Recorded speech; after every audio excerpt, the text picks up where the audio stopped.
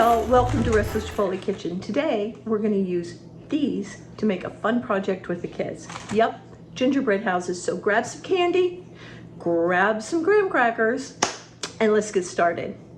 The basics that you're going to need for each house are 4 graham crackers, and then the candy and stuff to put on them.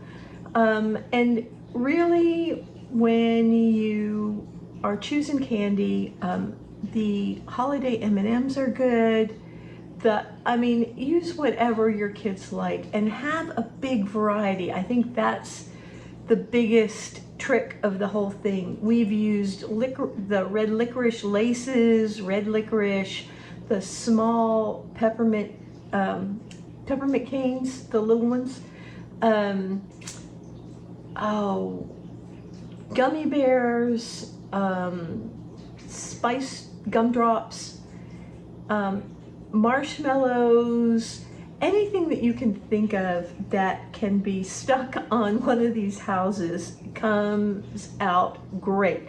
The kids just have a really good time with it. Now, if you go to the blog, you'll be able to see some of the candy that we've used in the past. And in the next week or so, I think we're having our next gingerbread house party this weekend, which today is the 30th of November, so Saturday, the 4th of December? And I'll be getting some new pictures then too, so you'll be able to go to the blog and see what we do. But all kinds of candy. Rolos work they make really good chimneys. And don't think about just candy. Think in terms of, what are those called? The shredded wheats make really nice thatched roofs. The pretzel sticks, the little ones, the little thin ones, make like log sides. So just go to the store with an open mind and just look around and see what's there that you can use on your house. Now, nerd ropes. Let me tell you, I don't want to forget telling you about nerd ropes. So nerd ropes are kind of hard to find, but if you can find them, you can use them just like house lights because they're different colors and you can glue them on with your frosting. And we're going to get to the frosting in just a minute. So keep an open mind, get lots of candy, and just let the kids have a good time. Put all the candy in different bowls on the table. That's how we do it.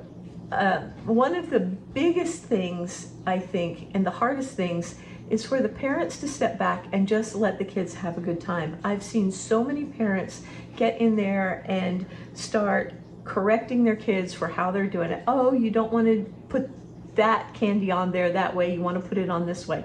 Listen, make enough houses for the adults so the adults can have their own and they can be as picky as they want with it and as perfectionistic as they want with it, but let the kids make theirs the way they want. The only thing is that, especially if you have small kids, they're going to have to learn to be gentle because they can't squeeze the house if they pick it up, because it will crumble. All right, well, we're going to get to the cutting the graham crackers in a minute, but prior to that, one of the things you're going to need is royal icing. Royal icing is the glue that sticks the parts of the house together. And the way that I make mine, and there's different ways to do it, I use raw egg white. If that bothers you, you can also use the egg whites that are in the carton at the grocery store that have been pasteurized. You can use a meringue powder. I've never done it, so I can't tell you how that works. For me, it's just as easy to use raw egg whites. I'm not afraid of them. It's not a problem. So however you want to make your royal icing, I have a recipe on the blog, and you can go by that, or you can make whatever kind you want. So for my royal icing, you're going to need 1 cup of powdered sugar per egg white. So if you're going for the house, and these houses take a lot of glue depending on how many you do. I've done as many as 20, and I can tell you it takes a lot. So I would say start with 3 cups of powdered sugar and 3 cups of egg white, all right? And then you're gonna need a little pinch of cream of tartar and just a little about ½ teaspoon of lemon juice per cup, okay, per cup. So the way that we're going to do that, we're going to move all this stuff out of the way. I'm going to put my egg whites in with my pinch of cream of tartar. And then I'm going to go ahead and mix this up so that it gets frothy.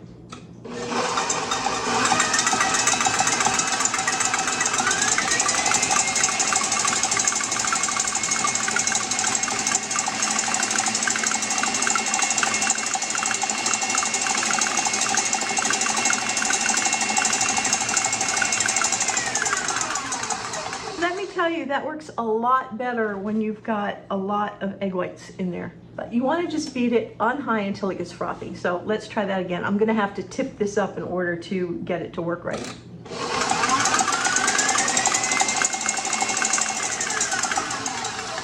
Now, you don't want to beat those into stiff peaks. You just want it to be frothy. Let me take this bowl down so that you can see it better.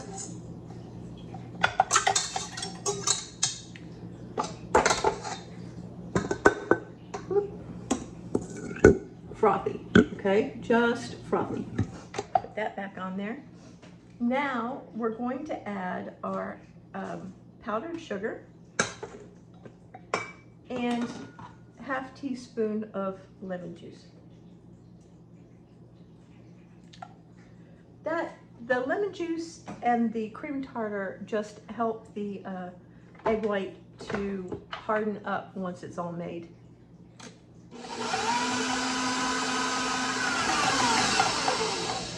Then you're going to scrape down the sides. You want to make sure that all of that gets in there. And let me tell you, sometimes depending on the size of the egg white, you may need to add a little more powdered sugar, and I will show you the exact texture you want, so don't worry about that. All right, this is too thin, and I'm going to show you what I mean. Can you see that? When it pours off the spoon like that, it's just too thin. We're going to need more. So I'm going to put a little more powdered sugar in there, a little at a time, and start it up again. All right, when the frosting is good and thick, and it will sit on your finger like that, you can kind of feel that it's thick. This could even stand to be just a tiny bit thicker.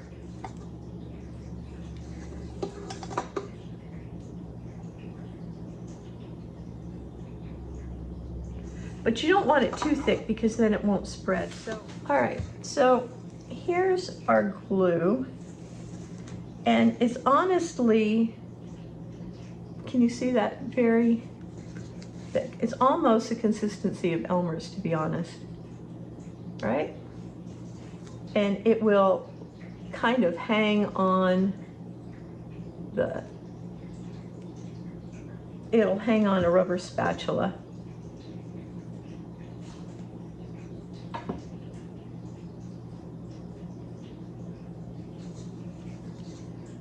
All right, so we've got our glue. Now, royal icing dries out very fast. So what you want to do is, once you've made it, either use it immediately, and even if you are using it immediately, especially if there's a lot and a lot of kids, keep a damp paper towel over it, and that'll keep it from drying out before you're ready for it to, okay? You can also keep it in the fridge, tightly covered. Again, put a damp paper towel over the top of it, and then cover it, put it in like an airtight container. Put a damp paper towel over it and then put the cover on the container. That'll work fine, and it'll stay good for a couple of weeks. There's really nothing in here. All right, so I'm only making a little bit because I don't want to make 100 houses today. I just wanted to show you how it's done. So we've got that. We're going to set that aside. This next part is really the hardest part of all. you need to take those graham crackers and you're going to cut them into house pieces. And what you're going to need is you're going to need these long, tall graham crackers. The short, square ones won't work. You're going to need these because you need them to make the front and the back of the house. So be sure that the ones you get are the long ones, and the ones I use are the Honey Made, the original, not cinnamon ones or anything like that. The Honey Made ones, and they've got the 4 little rectangles, right? These are what you want. Cutting these requires a sharp knife, but I also have a trick to it. When you go to buy your graham crackers though, buy more than you think you'll need. So remember that it takes 4 graham crackers to make 1 house.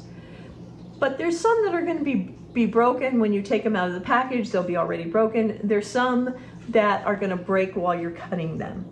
So figure on double what you need so that you've just got the extras. And then if you've got the extras, you can make a crumb crust and make a pie or something. The first thing that you want to do is, I'll show you why we're going to do what we're going to do. Open this.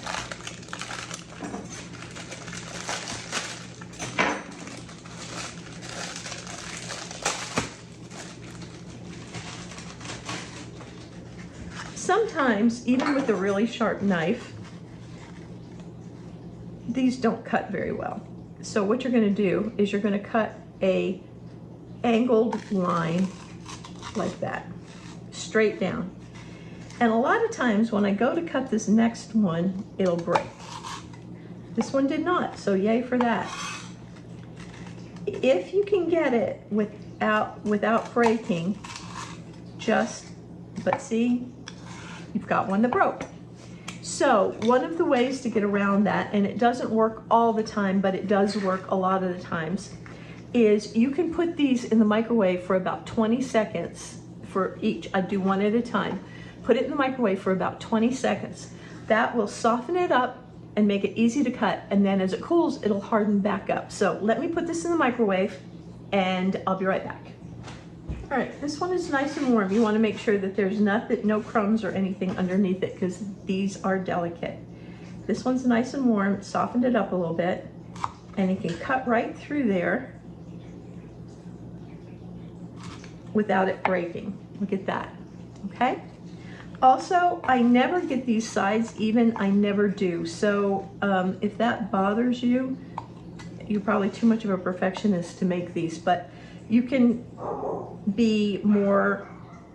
All right, y'all, my dogs just had a fit, so I don't know if I cut the video enough to get rid of all of their barking, but if I don't start in exactly the same place right now, it's because I had to turn the video off and walk away.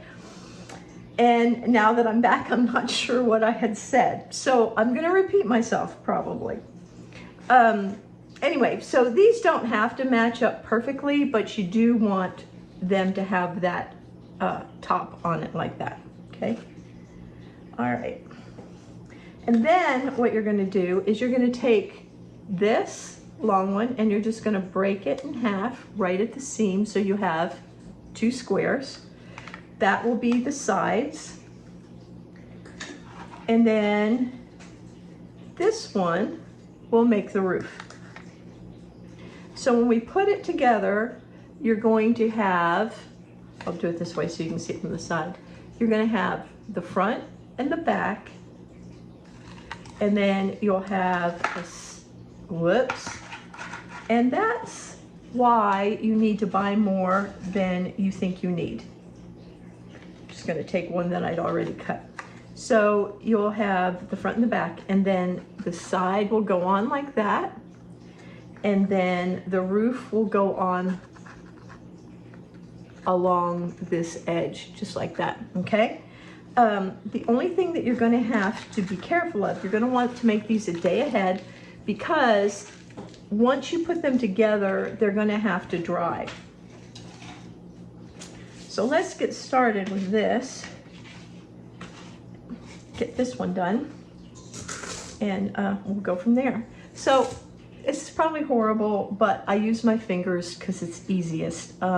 When the kids are here and doing it, I use paper Christmas plates, and I put a big old spoonful of this on the plate, and then they can use their fingers to put this on. That's the easiest way to do it. If you want to put it on some other way, go right ahead, but I'm telling you that the finger method is the easiest way. So you're going to dip in there, and you're going to get this, and then you're going to put it along the side, just like that. And you want a lot of it. You want to be generous with it, because that's what will keep it glued together. And then just hold it for a minute. So you can see I put this on there, and then I'm just going to hold it for a minute, and it'll stand up by itself, not perfectly, but I'm going to take another batch of this on the other side, and I'm going to go right up the side like that. And again, be generous. And then I'm going to put on the other side.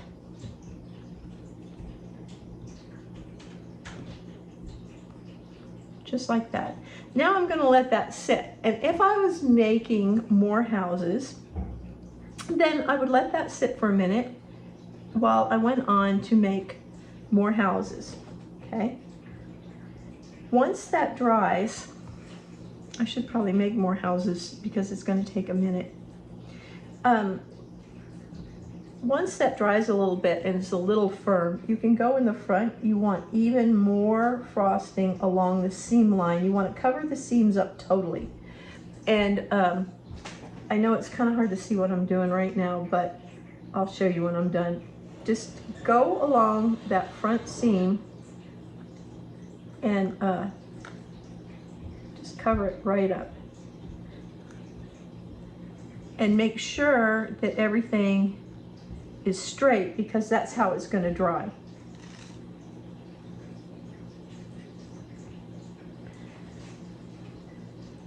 Then I take the other one and I put this on the sides here, and that's going to go between those walls, just like that. And then I'm just going to firm it up a little bit and take a little more of this and go right up that seam line and right up that seam line so that you can't see any seams. If you can see seams, then the house is probably going to fall down and collapse, right? So that's what I'm saying. You're going to use plenty of this. Once you have this together, and you're going to set that aside and let it dry. It could take an hour, it could take 2 hours, it could take 3 hours. It kind of depends on how much humidity you have, how warm your house is, all things like that. What I usually do is I'll make all of the houses to this point in the afternoon, and then in the evening after dinner I'll put the roofs on. And the next morning they're ready to go, everything's dry. And it's just a good way for me to do it. It just works really well. All right. It's not dry, but I think it's dried enough that I can show you what I was talking about. You see how these seams are completely covered, right? That's what you want. You want them to be completely covered. Once it's like this, without the roof on, but it's got the sides, then you just want to set it down and let it dry. So let me show you that again, just to make sure that we've got it. I'm going to warm these up for just about 20 seconds each, and then I'll be back to cut them. All right, here's our first one. Keep your fingers crossed.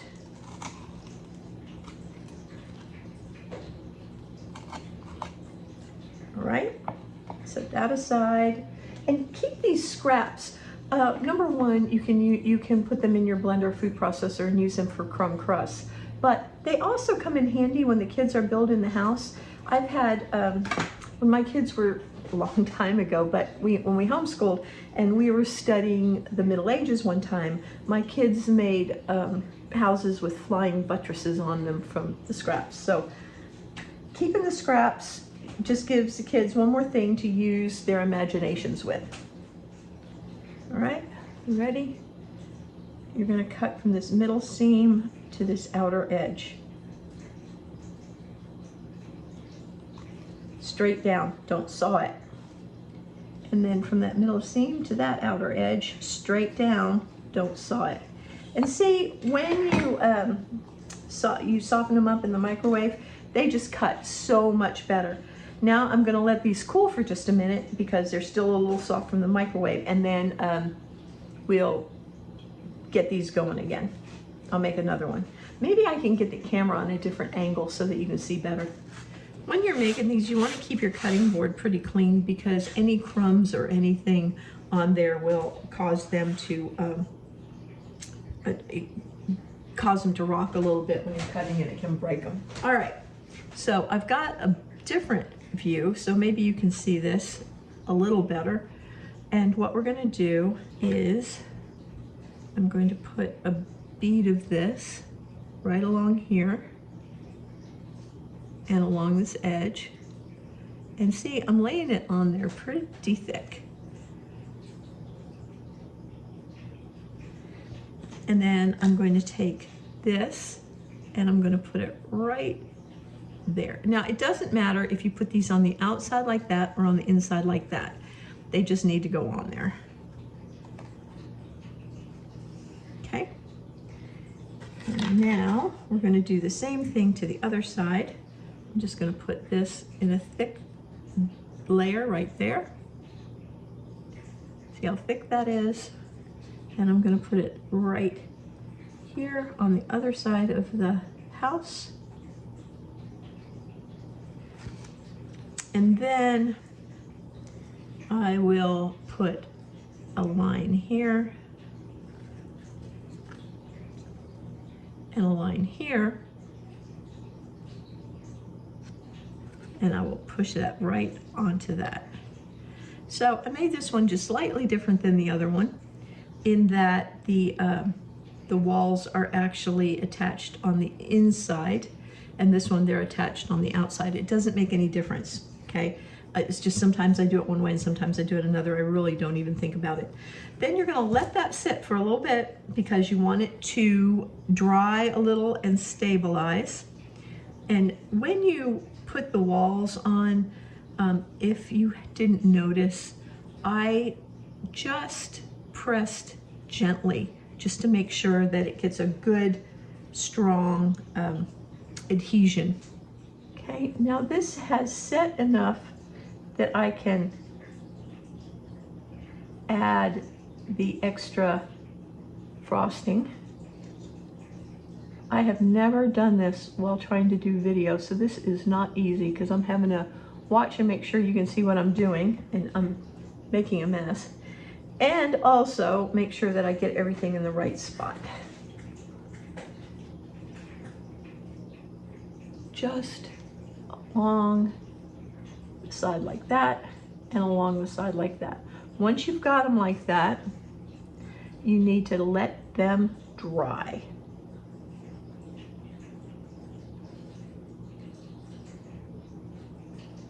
This one has set, it's not completely dry, but for the sake of time, I'm going to attempt to put the roof on. Now, as you can see, I think I can lift this up a little better. The seam here is not showing, and it's not showing on that side, and it's not showing on that side, although this could probably use a little bit more. And that is why you have to be careful, because it wasn't all the way set. Now, if that happens to you, let me tell you, all you need to do, as long as nothing is broken, is just re-glue it. It's gonna be a little messy, but that's okay. And I'm gonna leave this in here so that y'all will know what to do if it happens to you. but instead of trying to hurry, whoops, obviously I had that in the wrong spot. Instead of trying to hurry, I think I will turn this video off for right now and come back when these have had a chance to dry a little better so that that doesn't happen again. Right. Yes. Here.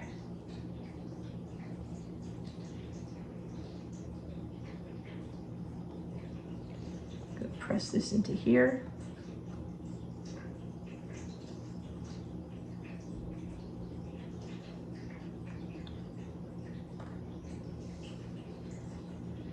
And get those edges really covered.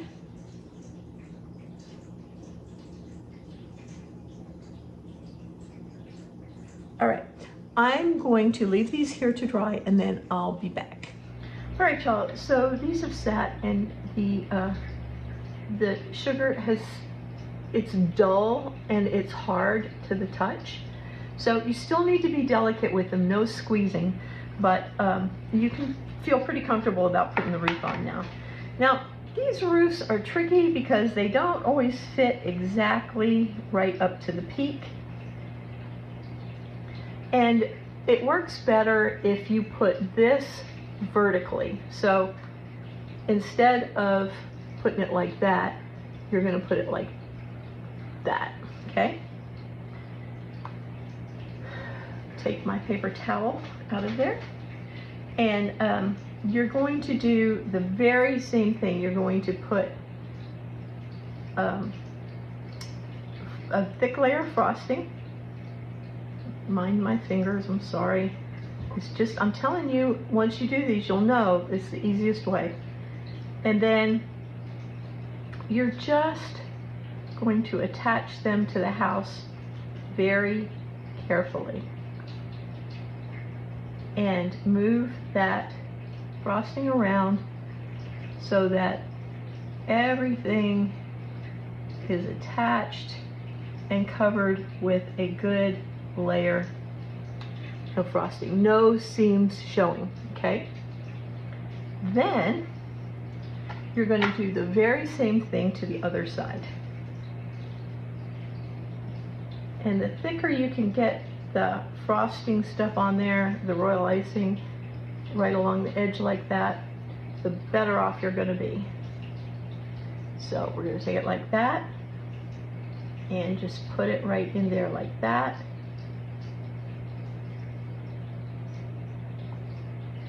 This one started to slide, so you're going to need to maybe hold it a little bit. Now, don't worry about the top, because this is what we're going to do. We're going to put a big line of frosting right there too. And then what I like to do while the frosting is still wet is I like to bring it down so it looks kind of like icicles or like a snow-covered cottage.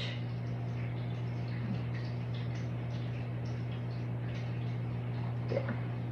And then just hold it long enough that it has a minute to set and firm up just a tiny bit.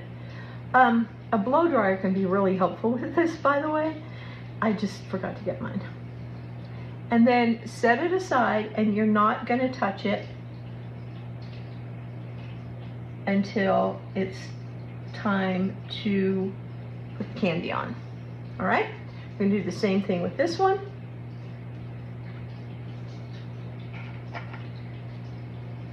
Again, we're putting it on so that this line is vertical, like that.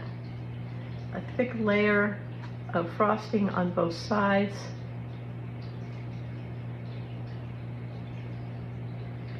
This is messy business, y'all.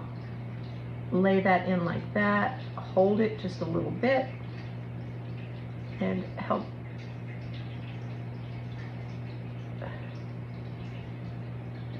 that along. Make sure that the seams are all covered up, no raw edges. And y'all know these are not going to be perfect, right? These aren't a fancy gingerbread house. This is just a fun project to do with your kids. All right, we're going to put them along here and here. again, use a good lot of the frosting, and then we're just going to slide it right in there best we can.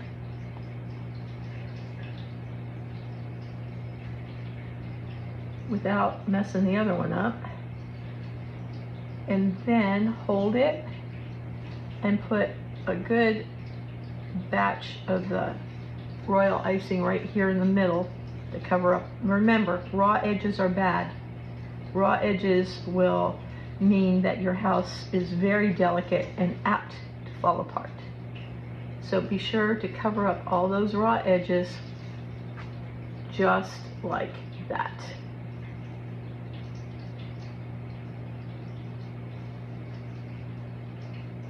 So there's our house. And we're going to let that sit. And then we're going to put some candy on it.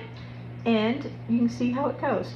Also, if you have one that just really wants to slip, like this one is, spend a few minutes just holding it in place.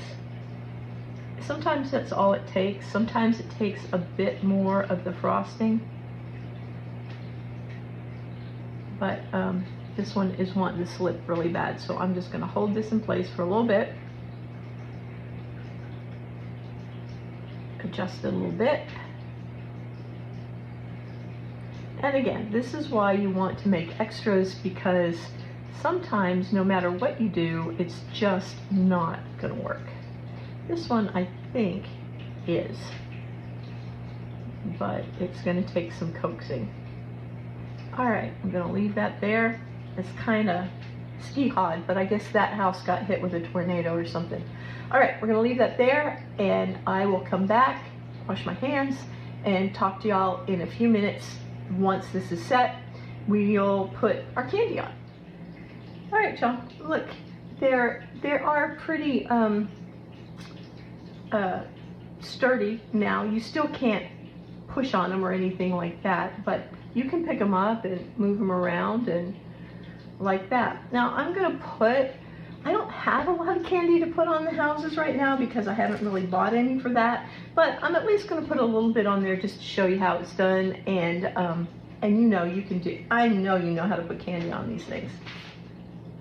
So we go back to our glue, and like I said, what I would do if I was y'all is I would take each house and I'd put it on a paper plate, and then I'd put a big spoonful of the glue on the paper plate and let the kids just kind of have at it. It is so much easier with fingers, and I know that bothers some people, but if it doesn't bother you, trust me, it's the easiest way to go.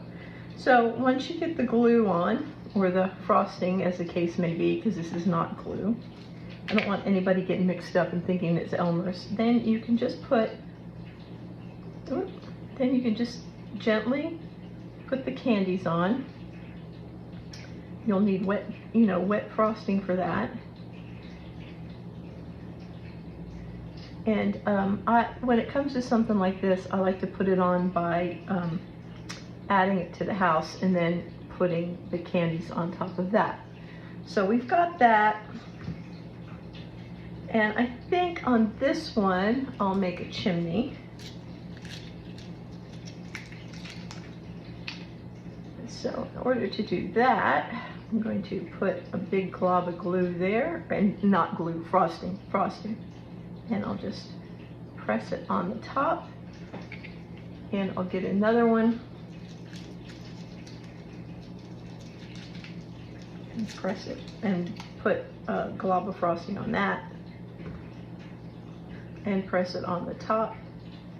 And then you might need to hold it for just a minute just to keep it from sliding off. Okay, I'm going to turn this around because the chimney goes in the back. There we go. So that's the back to me and the front to you.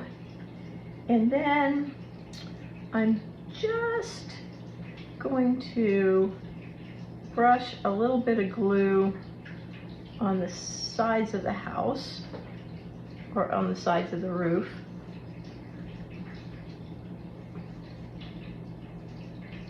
And you could cover the whole roof in the, I keep calling it glue, frosting, royal frosting.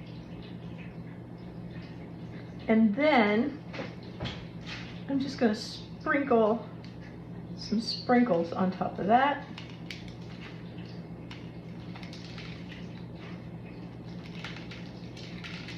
And there we are.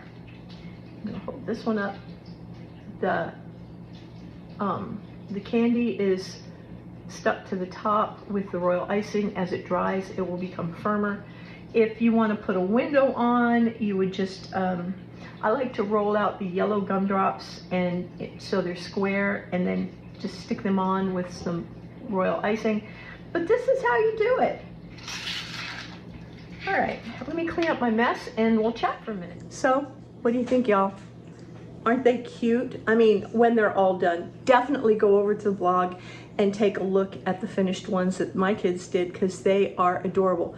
And any age kid can do this. I mean, I've had 2-year-olds, of course they don't work on it for more than 5 minutes, but I've had 2-year-olds all the way up. My daughter, who is almost 40, still likes to make these, and I like to make them too. So easy, just follow the instructions. And I think this could be a fun tradition for you to do with your family, or at least give it a try this year and see if you love it, okay? All right, I love y'all. Thanks for spending some time with me today. I appreciate it so much. I will see y'all next week. Definitely come back. Don't forget to subscribe, and I'll see y'all next week. Love y'all. Bye-bye.